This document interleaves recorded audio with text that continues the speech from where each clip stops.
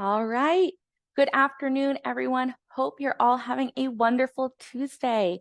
On behalf of the Edge Technology Conference and Trellance, we would like to welcome you all to the very first session of the 2024 Edge Encores webinar series. We are beyond excited to begin the series of webinars, which brings the four most popular 2024 Edge Technology Conference breakout sessions to the digital space. If you missed Edge this year, or even if you just want to rewatch your favorite session, this is the opportunity to be a part of the conversation. So with that, let's get started with our first of the four webinars titled One Bite at a Time, Transforming Through Incremental Improvements. During the session, we'll hear how State Employees Credit Union, located in North Carolina, found one bite at a time strategies for transforming the experiences of diverse personas and maintaining the trust of members along the way. Today, we are excited to have with us Rammesh Rajagopal, who is the head of App Dev and Support at SECU. But before we jump in, I would like to go through a few housekeeping items. First, this webinar is being recorded and it will be made available to all after the session concludes. Second, due to a large attendance, the phone lines have been muted. And lastly, we want to hear from you. There will be a Q&A at the end of the webinar. If you think of any questions during the duration of this webinar, please feel free to type them in the Q&A box and we will do our best to answer.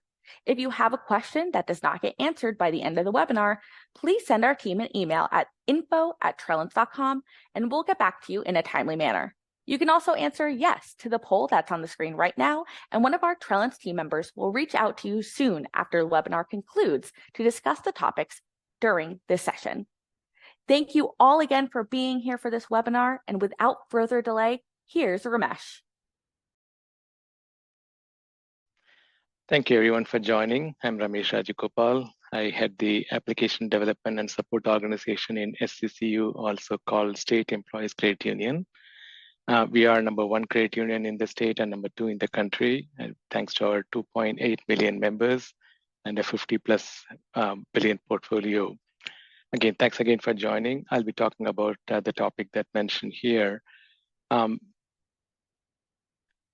I'll be talking, primarily from a challenge, what are the challenges that we face as credit unions, and especially in our organization, both from an external and internal perspectives, that there are multiple factors that we'll talk about, and how we are approaching, I call it a five-pronged approach, looking at, various factors.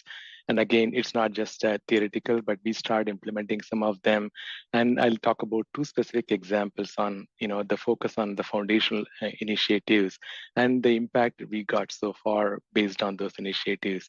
And finally, we'll wrap up with some of the key takeaways that we have learned in this journey so far.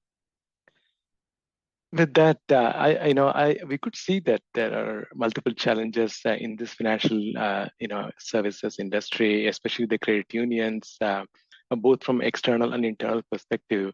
On the external side, you see that the technology is ever changing rapidly, in fact, and every day you hear about a new technology or a new application, new software, and new stuff. The industry is changing too, especially in the financial services area. The expectations of the members have changed drastically, and finally, even the demographics, is very different now.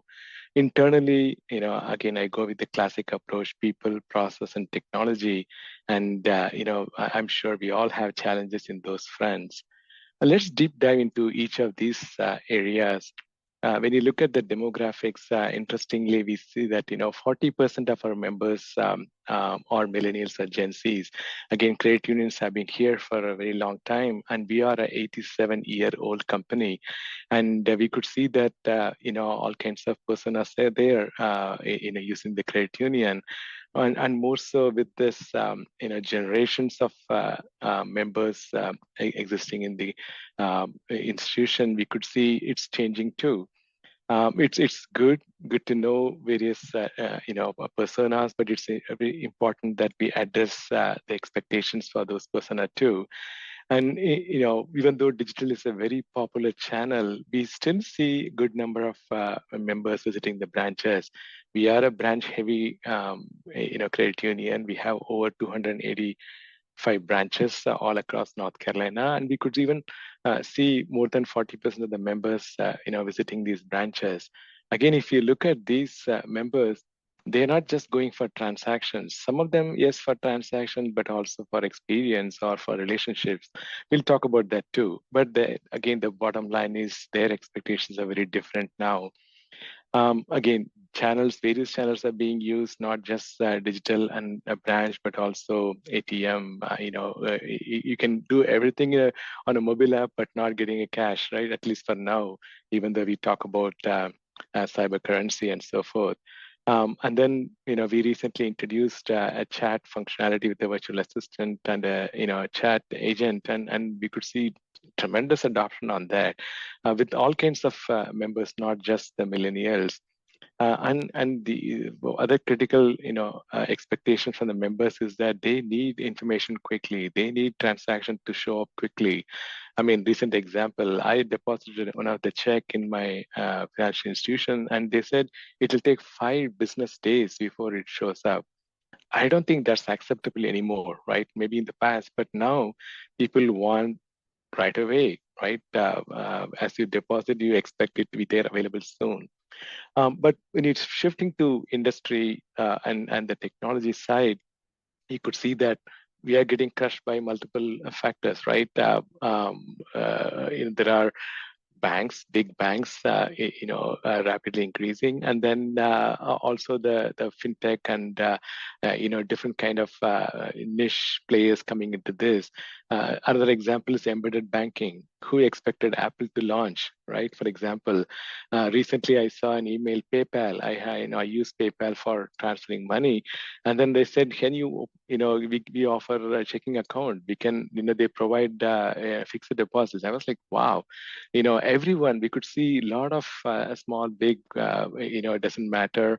The fintech industry is trying to expand. Amex also started offering checking account.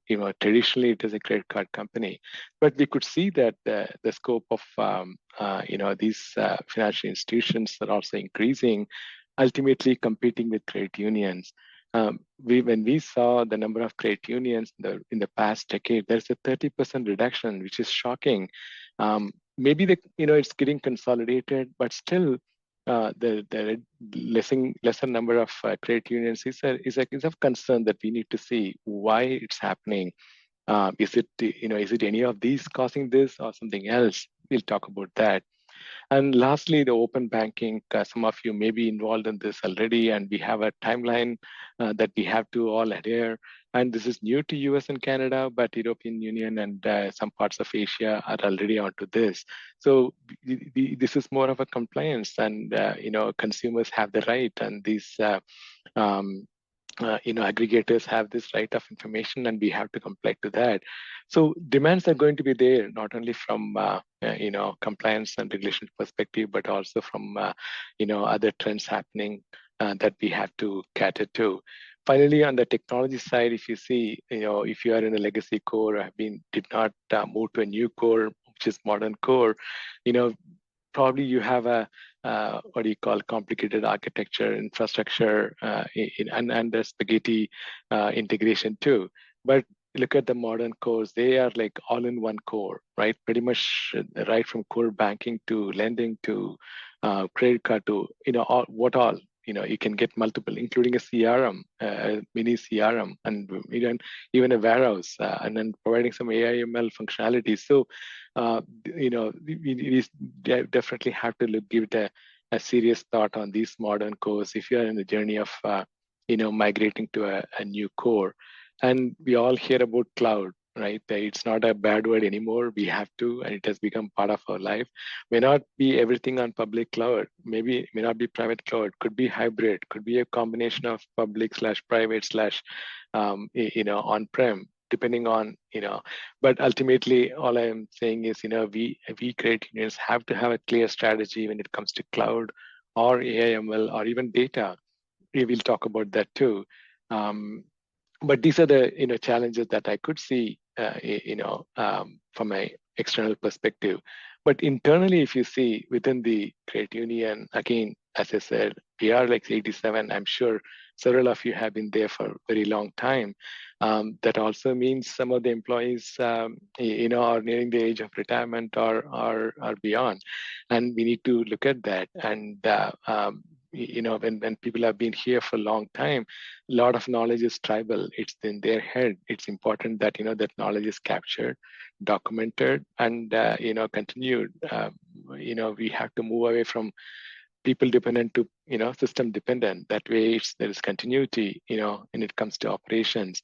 And this also goes back to a bit on culture and mindset too, right? Traditionally, IT has been a order taker, but things are changing, and IT is also having a seat at the table and having partnership discussions, talking about accelerating, supporting, enhancing, and even provide thought leadership when it comes to how technology can enable the credit unions.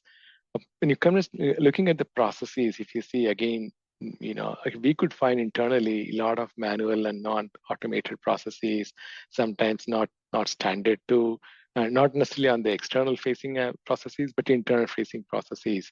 That's all a concern, because when you have non-standard, it becomes difficult to maintain, manage. It complicates the whole ecosystem. Finally, on the technology, if you are not addressing your technical debt, you keep adding more and more, right? It leads to unsupported hardware and software. It also leads to or prone to vulnerabilities. And if you ask what is the number one threat for financial institutions, it's the data breach and the cyber attack, right? So it's very essential that we have our environments, as clean as possible, as up to date, and not vulnerable. And finally, if you have to grow, in any, because back to the 30% reduction, even there's consolidation of credit unions happening, it also means scale. So you have to have the infrastructure, the technology to support the scale too, not only for sustaining, but also growing in case you want to. So let's shift gears and then look at that. Okay, now that we understood, hey, there are challenges externally and internally, and we all have it, maybe more, maybe less, maybe some, but we all have to address that. It's important, right? It's important that, if we have to continue providing the best experience for our members and our back office and our employees, it's important that we address that. And again, this is a table stake, right? It's not a luxury anymore. We have to. So again, I talk about people, process, technology. That's my favorite. But we also have to add data. The most ignored when it comes to credit unions, in my opinion, is that that's the power of data, right? You have data serving the members and serving the with the transactions, with tons of data you have. How do you make use of it? We'll talk about that, but again, it's a five-pronged approach, putting people at the center. They are our differentiators. At the same time, how do you use focus on technology? How do you focus on process improvement? How do you leverage the data? And finally, how do you turn it into the programs? Again, all these are good, but there should be a desired business outcome. What's going to be the outcome that you are looking at, right? If it is experience, you talk about member experience. If you want to get those members bank, or have your transaction or the relationship with your credit union, you provide the best experience, best in class experience. And if you have to provide that, your back office and the employees and the operations have to have the best tools and processes, and they should be productive. So experience and productivity of both members and employees should be, the primary factors that you have to look at. If something is not productive, please address that. If something is not providing the best experience, please address that. Okay, let's look at that, starting from the people, right? People first. If you look at,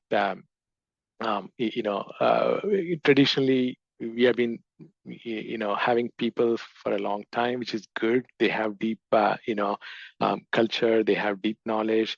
At the same time, when if you're not exposed to multiple what's happening in the industry, if you're not reskilled enough, with the latest technology, what's going in the industry, you are kind of it hampers the there's time to market or the speed of delivery or any transformation that if you are planning large scale.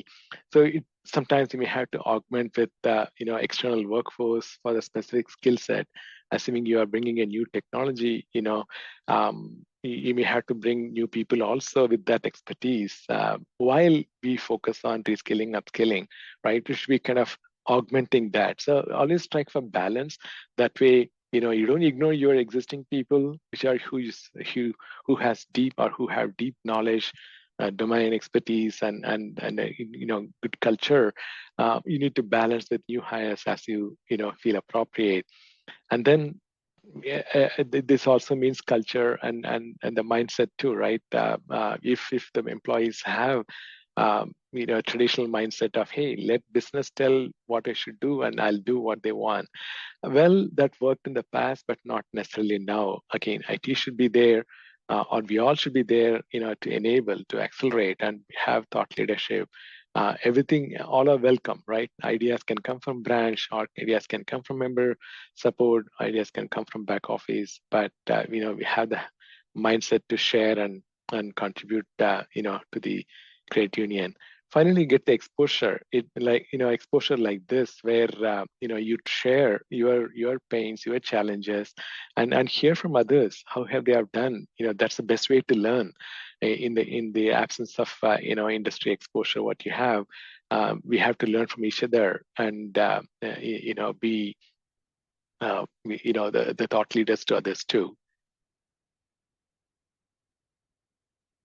Moving on, the next topic is on the processes. Again, as I mentioned, if you have non-standard processes out of industry practice, for example, even a simple thing like ITIL or ITSM, this implementing this can make it much easier when it comes to operations. So we are a $50 billion company, and operations is very critical, right? While we are transforming, it is important that you continue operating your credit union without any major issues.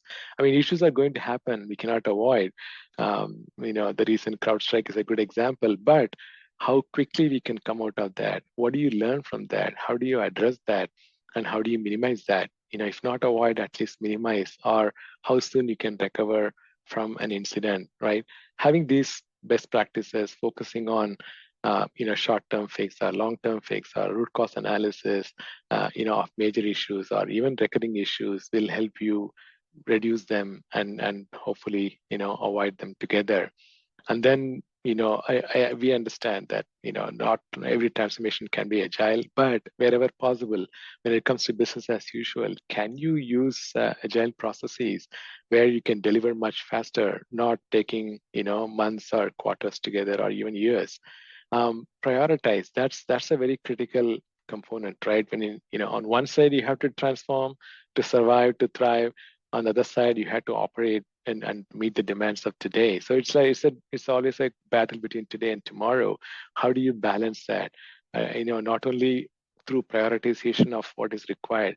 Hey, compliance and regulations and things like that will take higher precedence. But beyond that, how do you prioritize? So having a focus on enterprise prioritization, anything you do, not just business enhancements or functionalities or new products, but also even the IT, whether it is even as simple as patches or upgrades or, talked about technical debt, how do you minimize that? How do you avoid that? So having a focus on enterprise prioritization, we started doing that internally and it has helped, even if it is a BAU or business as usual project, it has to go through a prioritization. That it could slow down initially, but it helps you balance your innovation and operational excellence. Finally, do not exclude security. We built a security office with focus on latest technologies, and that way we are ready for any kind of any kind of disaster that's happening, whether on the infrastructure, on the security, we are ready to face that. Finally, employee engagement. This even though it's about people, it is a process. Make it a routine. Have regular communication, monthly, quarterly, weekly, or as required. And I know with COVID, a lot of companies moved towards hybrid, but it is important that, we, do not ignore this employee engagement. Whatever ways you can engage your employees and have a focus on that is definitely going to help. That's what we learned. Moving on the technology side, if you see, again, as I mentioned, table stake, few things are important that you have to address them. I'll talk about the focus on three things that we did and which is really helping with examples too. One, a focus on enterprise architecture. When you are just operating, without any major transformation or major projects, maybe you don't need an architecture focus, even though I would say I would still need, because even if there's a recurring issue happening, if there is a long-standing issue, I would require architecture input. What exactly those architects are saying that, what it should be done from a technology perspective. But when it comes to major transformation, having a focus on architecture will bring you a lot of benefits. And we decided to have a solution architect because we don't do a lot of in-house development. Rather, we buy package application, implement, because, hey, we are not product development companies. We are financial services. Our focus is member experience, back office productivity, employee engagement. So if those are your drivers, you make it simple, focus towards that, not spend time on, other areas like product development. So we settle for solution architecture role where, they help define the right solution, partnering with the business and the vendors. We also focused on enterprise integration. I'll have a double click on that. But this really helped, us move away from the spaghetti integration. When you have multiple systems talking to each other, it is going to be hard for you to secure, scale, manage, monitor, and if you want to expand further, it's going to be messy to have this spaghetti. So we'll talk about that, but having this focus on enterprise integration, connecting multiple solutions, really helped us move towards transformation faster. Finally, a focus on enterprise tools and technology. We all like multiple tools I'm sure companies have a lot of tools for same purpose. We also have that, but having a focus that should we simplify. Simplification is not just process, but also on the tool set, right? Do we need 10 different tools for the same purpose? Can you simplify? Can you settle for one or maybe two, if one is not going to cover all your needs? So having a focus on enterprise tools and technologies and simplification really helped us. I talked briefly about data as a field. Honestly speaking, we did not spend a lot of time. I mean, we do have a data warehouse, don't mistake me, but are we using that data effectively? We do have data, reports and dashboards, all are fine. But how do you move towards that, leveraging data to take decisions? That's that's the thing we all have to learn, right? What does data tell you? We all see that, right? The rates are gone up and on the interest rates. At the same time, the deposits are declining. But how do you make use of the data and provide some, come up with some ideas or options or new products that can help members and the credit union too? And focusing on these KPIs or key performance indicators. Again, these are not just for projects, but also for products and also for the operations. It's important to identify these, to measure how effective it is. And also KSS, or even you can talk about KRIs, key risk indicators. The KSF is a new concept that, but we are trying to enforce, not only at the delivery, but also on each project. What is the success criteria? What are the KPIs you're going to measure? How do you define those criteria for the success of the project? Again, having data is a step one, before you venture into AI and ML. I mentioned about the technology trends of AI and ML. Again, in my understanding, credit unions are very conservative and not many are venturing into AI and ML. This morning, I read an article from NCUA or the new American Credit Union Association saying that, hey, we have to start. The more you delay, you're slowing down the innovation. But we have to have a focus on AI. In at least in some areas, could be risk, could be on the fraud prevention, could be on underwriting, could be on serving the members and going through hundreds of pages of policies and process document. Can you simplify in leveraging Gen AI and so forth? So we are at an early stage exploring those use cases, but we have a long way to go. But my point is that data is a starting point to go into AI and ML and so forth. Sorry. Finally, when you talk about transformation, ultimately it is turning into initiatives or programs and projects. If you have a PMO office, fantastic. Emphasize them that hey, we should have a focus on these things. And again, as I mentioned earlier, prioritization is the key. How do you prioritize between projects between transformation and BAU at the same time? If it is a newer product or a service that you want to provide to your members. And finally, these incremental improvements are critical, right? Transformations or big projects take time, sometimes quarters, sometimes even years, because you talk about scale and security and compliance and regulation and third party and whatnot, right? The change management, the OCM we talk about, it's going to take time. But do you want to wait for that to happen, right? Wait for multiple quarters or years. So what kind of incremental improvements can you provide to the members, to the back office? That way, it's again a act of balance, right? That you provide better experience, improve productivity, continue to focus on quick wins or operational enhancements. As I mentioned, I talk about two initiatives and the impact that it made. One is on the enterprise integration. On the left side, what you see is the spaghetti today. What we have, multiple systems, hundreds of systems, and over a period of time, maybe 30, 40, 50 years, they became messy, or what you see is point-to-point integration.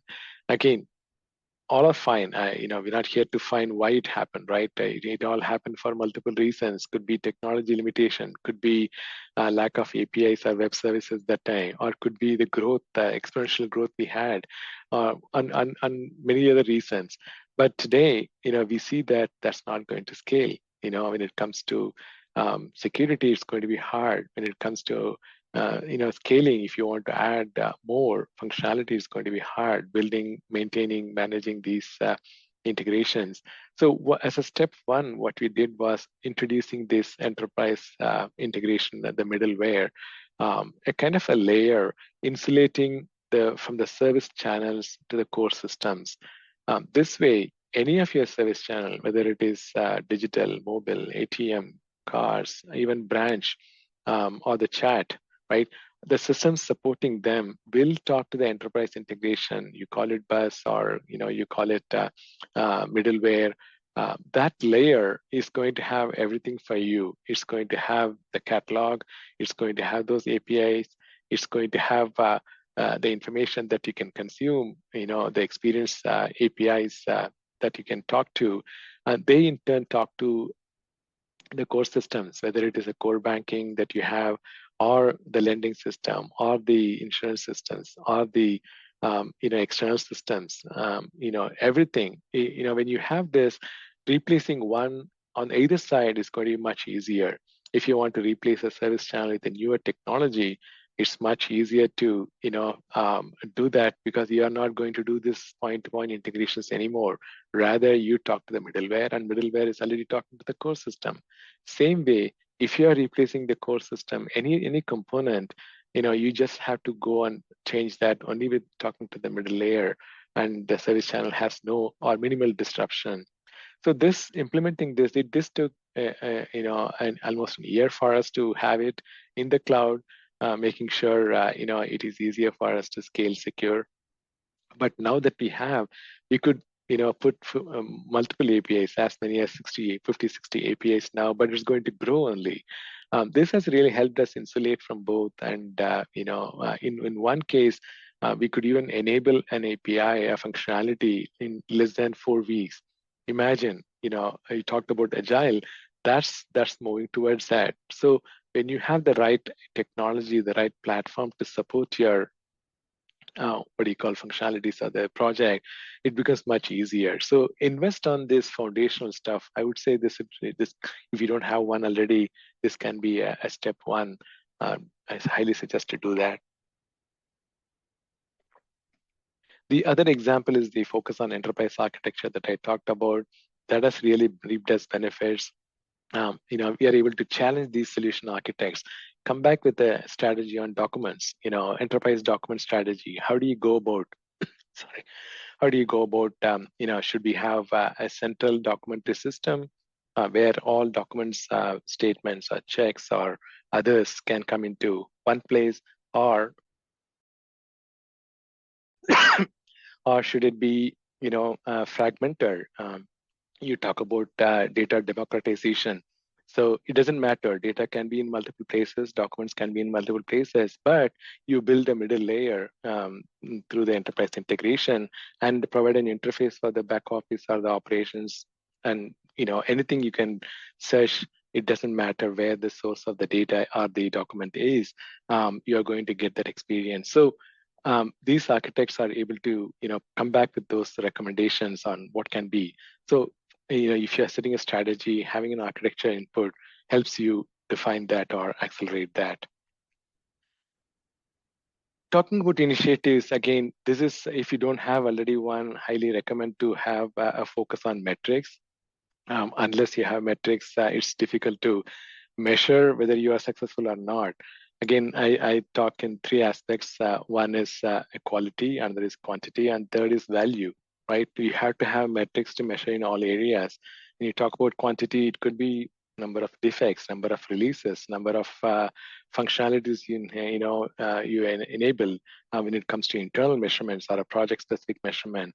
When it comes to external, understand the KPIs from your business or from members, and see if those are translated into quantitative metrics that you can measure. For example, when we introduced a ticketless teller, traditionally members used to fill a ticket in when they visit a branch. We, selectively we got rid of them. We could see that how many what is the kind of impact it is making, or how, in a hard number, quantitative metrics. The same way you shift, focus on qualitative metrics too, number of defects, and means, how much downtime, for example, and so forth. Finally, value or impact. It's important that any project you do, small or big or large, what is the value it is bringing? What is the impact? It's important to measure that. If you believe or follow OKRs, fantastic, right? That's the easy way to measure the key results and the output and also the outcome aligned to your organizational objectives. So those are certain things you can look at. But one metric I can call out, since I deep dive into the the enterprise integration, is the amount of transactions you could see. It is in a short period of time we could see billions of transactions. That means the platform is getting adopted well. That means members are using that functionality very well. So this help us confirm that, okay, we are in the right direction. If we provide some functionalities, the members are able to make use of them. They are embracing those changes and functionalities, and it is reflected through metrics here, right? One other internal metric I would say is on the operational improvement. When we moved away from the paper-based or a manual process on the electronic signature, just moving to DocuSign, really helped. Not only from it had multiple components, right? You can see that one, it's avoiding the manual process, automating, so faster time, not only for back office but all members.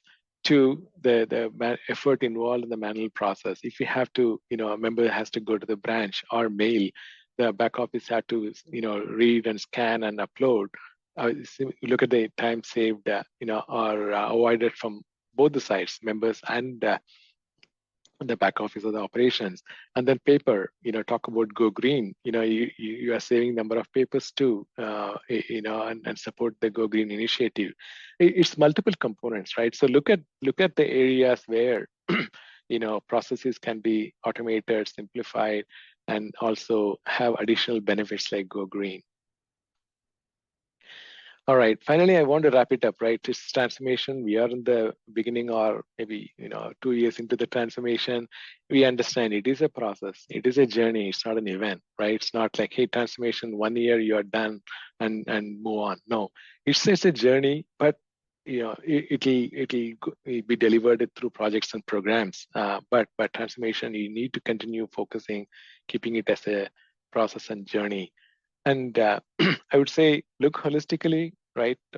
People, process, technology, it helps simplify in those areas, but also process. People comes with culture, right? It's important. Credit unions have a deep culture, very good culture on people helping people and doing the right thing, but also extend that, right? As industry is changing, as environment is changing, how do you have the adaptable mindset too? And don't lose focus on data and finally experience, right? um, if digital natives or the millennials or the Gen Zs are requiring a different kind of experience, designed towards that, maybe they need an omnichannel experience, that we have to cater to. Otherwise, we are going to lose them. The next one is on building the trust, right? It's very important that change is not easy for anyone, but it's important that we change. At the same time, how do you make sure you get everyone on board, whether it is business or your own employees and members? That's all going to happen through trust, building trust. And how do you build trust? Through not only through communication, but also through proving that hey, we can win together, right? Providing these, focusing on these smaller on incremental wins have helped us build the trust. Yes, since we have done that, we can do much more, right? We can do major transformations to help our members and our employees. Again, balance is the key. Balance between innovation. You should not lose focus on innovation, and at the same time, operational excellence. Right? We need to do it again, as I said, today versus tomorrow, two sides of the coin. We need to have focus on both. Right?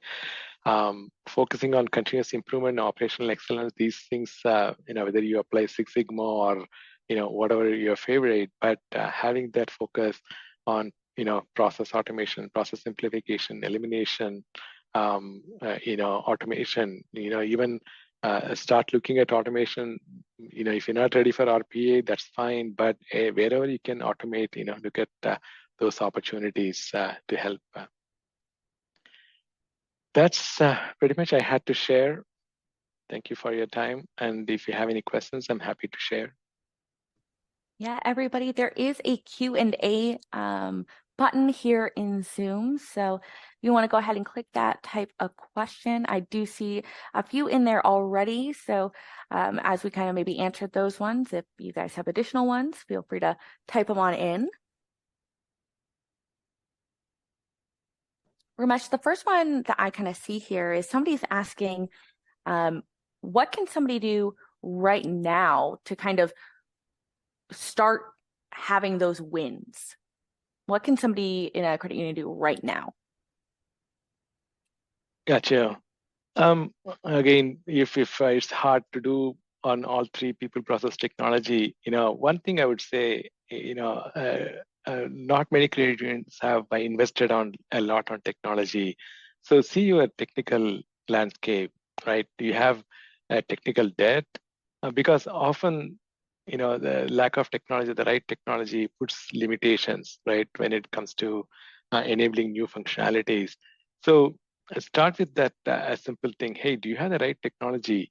That might be easy one to look at and see. I know it's going to be hard to convince business because business may say, "Hey, things are working fine. Why do you need that?"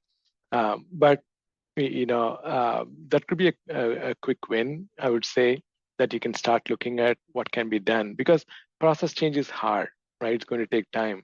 Changing people also is hard, but changing technology could be fairly easy. And if you tell a developer, hey, what can you do? If you tell an architect or a technical person what can be done, I'm sure they'll have tons of ideas.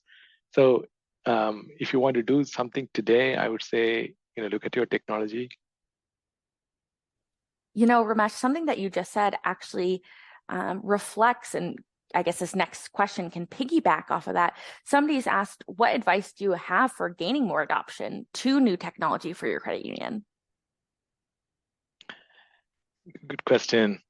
Um, the classic way, right? Apple used to, take longer time to, if you're an Apple user, iPhone, iPad, they take longer time to deliver a functionality, but they do a thorough job. So that could be one approach. Other one could be, hey, you listen to them, right? There's a concept called design thinking. You reach out to your members or maybe the most active members that you have.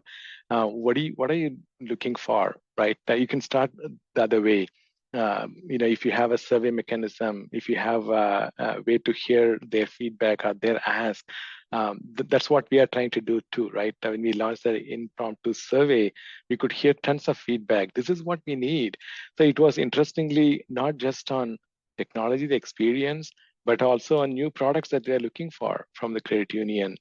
So, actually, whatever we are building is for the members. So, if you're doing something, hearing from them and prioritize that, that's much better. And there's no question of adoption there because they wanted it, right? So, if you have any of those mechanisms, I think that would be a starting point. Awesome. Thank you. Just a few more people are definitely putting those in. So excited to see that. Somebody's asking, what would you recommend to appeal to the younger member base? Ooh, that's a good one. Yeah, I mean, you can see, I had two boys, and both of them are on their device all the time. So, of course, the digital mobile is an experience that we had to provide. But more interestingly, when I visited the branch, a couple of times recently, I could see, younger generation workforce too, members too. And then, out of curiosity, I was chatting with them. What are they there for? I could, hear observe two things, right? One, they are not there for transaction, they are there for advice. So I think that's a key point to consider, right? If you have to, these younger generation, they may or may not have all the answers. They need some advice, on the financial side. So get them, find a way to get them, help them coming to the branch. And if you have or other ways to engage them, if you're digital only, how do you engage them through chat or call them and ask for help? So that was kind of interesting. The second thing I observed is younger generation, if they want money, they go to a branch. Interestingly, especially when they are on a drive. So that was very interesting. Instead of going to an ATM in a standalone gas station or somewhere, they go to a branch and get the money and then see something. So look at beyond digital mobile, beyond providing functionalities. You talk about Zelle and other functionalities that you can always provide them. What do they need? But there is also a need for providing advice to them. I think that's where we can make a big difference. All right. Just a few more here. Actually, somebody came in after that one. Somebody's asking, how do you get buy-in from your employees if they are stakeholders in your new technology? Good question. Again, change is hard for anyone, right, including developers. And when we brought in our new enterprise integration, MuleSoft, um, interestingly, business was on board much before IT or IT developers. Um, Maybe they felt a little insecure, right, saying that, hey, spaghetti is working fine. Why do you need to simplify? So it took time to educate them, saying that this change is good for you. We are going to reskill you. We are going to upskill you. And this is a niche. This is standard. This is popular, and it's good for you not only for your job today, but good for your resume tomorrow if you want to do something else. So, clarifying with why. and proving with wins. And it's not important that you do the first win, right? First, I think, okay, maybe it works in one. So you need to have few more wins to make sure it is a change. It is good. It is good for the organization. It is good for you. Awesome. And that is all of the guest questions, but I personally have one more for you, Ramesh. Um, Something that I kind of am curious about. What is the number one transformation you think credit unions could focus on in order to stay competitive? What in your personal experience, what would you say? Um, yeah, maybe I'm old-fashioned, but focus on your, the main. What's your core objective? Well, we are into core banking, right? Banking is a function of main functionality. So what do you need to provide the best experience for them? Rest all is, extra. So if you have more than core banking, you provide other services like insurance and others, fantastic. That's an opportunity for your upsell and cross-sell and so forth. But focusing on your core, because once you have the right technology and the what do you call, right processes, simplified automated processes, you can provide much more, right? Once you have the right platform to provide, and whether it is process or technology and the right people to support, you can introduce more functionalities, right? The past 2 years, we could see a lot of fixed deposits, certificate CDs and STCs were launched because that was, that you had to act quickly, right? To get to help the members and also to get revenue for the credit union, to invest on technology. So I would say back to basics, focus on your core. That's important. Rest all can, follow. Thank you. I know I said that was going to be the last one, but actually, somebody did send one in while you were kind of presenting that. And I do think that this seems to be a common theme based off of everybody else's questions. So this one, it's kind of the same, kind of not, but somebody is asking, what are some things you include as a part of your strategic plan to help make people, mainly staff, engaged and feel like they're a part of the growth in technology? Yep, absolutely. That's important, right? Again, that's our mantra, right? That's our core belief, making sure. I'll give an example. Or the previous CEO, he used to visit every branch and like a listening session, lunch and listen session, and the branch staff used to provide ideas, because they are the ones that interface the members every day. And they had a lot of ask, hey, why are you doing this, why are you not doing this? So we launched an initiative called we have always done this way. Again, it is kind of twofold, right? If you see, questioning the status quo, hey, we always done this way, so they don't want to change and they have done this way. So when we launched that initiative and started taking feedback, we could see that there is not only a chance for opportunity for changing, but also doing something new.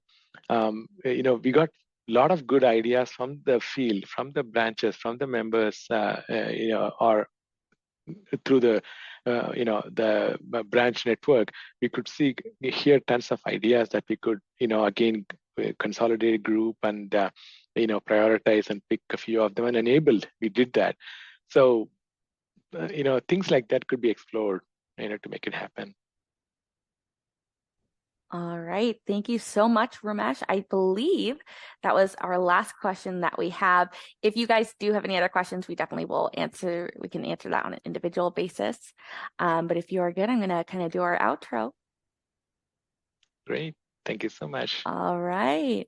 Okay. So, of course, everybody, as we conclude, we do want to say a huge thank you to all of you who attended this first webinar in our 2024 Edge Encores webinar series. As I stated at the beginning of the webinar, we will be sending you all a digital recording of this call so that you can have it available to review. We would also love to see everyone at the next 3 webinars in this series.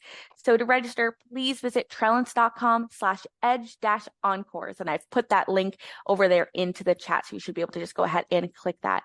And thank you and have an absolutely great rest of your day. Thank you all.